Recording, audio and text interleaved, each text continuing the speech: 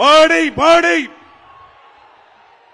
మోడీ మోదీ మోదీ మోదీ మోదీ మన యొక్క మానుకోట ముద్దు బిడ్డ గౌరవనీయులు జాటోత్ హుస్సేన్ నాయక్ గారు ప్రధానమంత్రి గౌరవనీయులు నరేంద్ర మోడీ గారికి శాలువతో సత్కరిస్తూ అదే రకంగా రాముని యొక్క చిత్రపటాన్ని వారికి అందజేస్తా ఉన్నారు.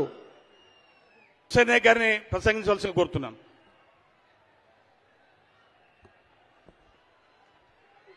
भारत माता की, भारत माता की जय श्री राम, जय श्री राम.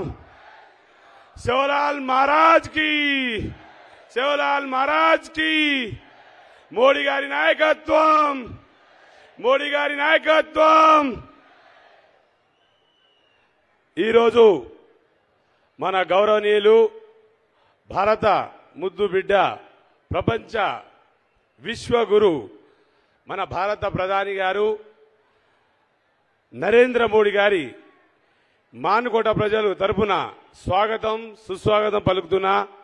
ఏంటంటే అన్న చాలా తక్కువ టైం ఇచ్చిరు, సార్ వచ్చిరు మాట్లాడవలసిన. కానీ ఏదైనా సరే 75 సంవత్సరాలు అయింది చరిత్ర స్వాతంత్రం వచ్చి. కానీ ఇవాళ వరకు మానుకోట గడ్డ మీద ఒక భారత ప్రధాని రావడం అనేది ఇది మొదటిసారిగా. కాబట్టి మా జాతీయ పార్టీకి, మా రాష్ట్ర పార్టీ కిషన్ రెడ్డి గారికి, మా గరకపాటి మోహన్ రావు అన్న గారికి, మిగతా స్టేజ్ మీద పెద్దలందరికీ నా ప్రత్యేక కృతజ్ఞతలన్నా. మా ఈ మీటింగ్కి రావడానికి, మా ప్రధాని గారిని తీసుకురావడానికి అందరూ కోషిష్ చేసినందుకు మరి మీ అందరికీ రుణపడి ఉంటా అన్న. Thank you. అలాగే మిత్రులారా, మానుకోటలో దాదాపు నేను 6 సంవత్సరాల నుండి పోయినసారి ఎమ్మెల్యేకు పోటీ చేసిన, ఈసారి దాని తర్వాత ఎంపీగా కూడా పోటీ చేసిన. దాని తర్వాత కంటిన్యూ ప్రజల్లో తిరుగుతున్నా. మీరు చూస్తూనే ఉన్నారు. దాదాపు 90 రోజుల నుండి పల్లె పల్లెకు బీజేపీ, ఇంటింటికి హుస్సేన్ నాయక్ ప్రజా ఆశీర్వాద యాత్ర పేరుతో దాదాపు 66 రోజులు ఇల్లు ఇంటింటికి గడప తట్టిన. అలాగే మిత్రులారా, అలాగే 1400 కిలోమీటర్లు నడిచిన. చూసినా అన్న, స్వాతంత్రం వచ్చి 75 సంవత్సరాలైనా ఇవాళ వరకు ఏం జరిగిందని ప్రజల్లోకి వెళ్తే తెలిసిందన్నా. ఈ 75 సంవత్సరాల్లో ఒరగబెట్టింది ఏమీ లేదు, ఏమి అయ్యింది లేదు. ఇప్పుడిప్పుడే దాదాపు 10 సంవత్సరాల నుండి ఇంతో కొంత డెవలప్మెంట్ లైట్లు కనిపిస్తున్నాయి. కానీ ఈ పాపం మొత్తం మూట కట్టుకున్నది ఆ రోజు 50 సంవత్సరాలు పాలించిన కాంగ్రెస్ పార్టీ అన్న. కాంగ్రెస్ పార్టీ ఏం చేసిందా అని అంటే చూస్తే ఏమీ లేదన్న. డొల్ల పైన నుండి కింద చూస్తే ఏది చేసింది లేదు, చేయాల్సింది లేదు. అంతా ఆగమై బతుకులు ఆగమైనాయి, ఏమీ చేయలేదు. ఆ తర్వాత 10 సంవత్సరాలు టీఆర్ఎస్ పాలన వచ్చింది. పోనీ నీళ్లు నిధులు నియామకాలు ఏదైనా వచ్చినాయి, ప్రజలకు ఏమైనా సంతోషంగా ఉన్నారు, ప్రజలు ఏమైనా బాగుపడ్డారా అంటే ఏమీ లేదన్నా, ఏమీ జరగలేదు. మిత్రులారా, జరిగిందల్లా ఏంటంటే దోపిడీ, అరాచకం, కుటుంబ పాలన, ఫామ్ హౌస్ పాలన, ప్రగతి భవన్ పాలన, తాగుబోత పాలన జరిగింది తప్ప మిత్రులారా జరిగింది ఏముంది? ఈ టీఆర్ఎస్ అరాచక పాలనలో తన కుటుంబం తప్ప ప్రజలు బాగుపడ్డది లేదు నాయన.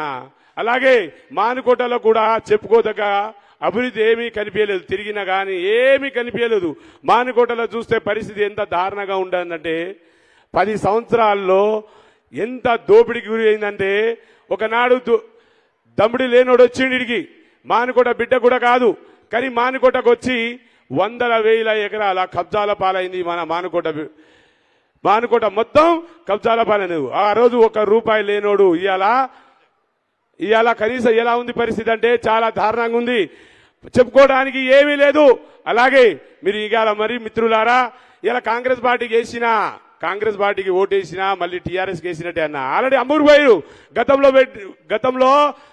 గతంలో ఎమ్మెల్యేలు గెలిచిన యొక్క కాంగ్రెస్ పార్టీ నాయకుడు కూడా ఇవాళ ఒక్కడు కూడా కాంగ్రెస్ పార్టీలో లేరు.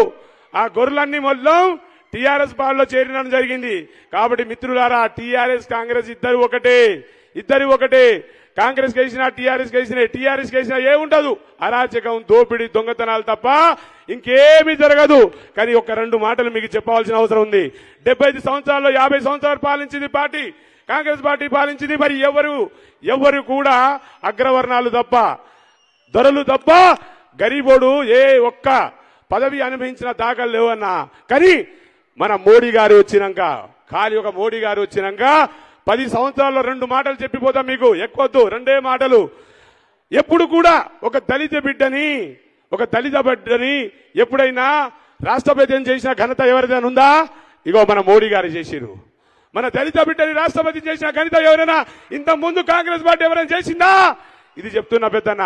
అలాగే దళిత బిడ్డలకు ఇంకోటి కూడా ఇచ్చిండు.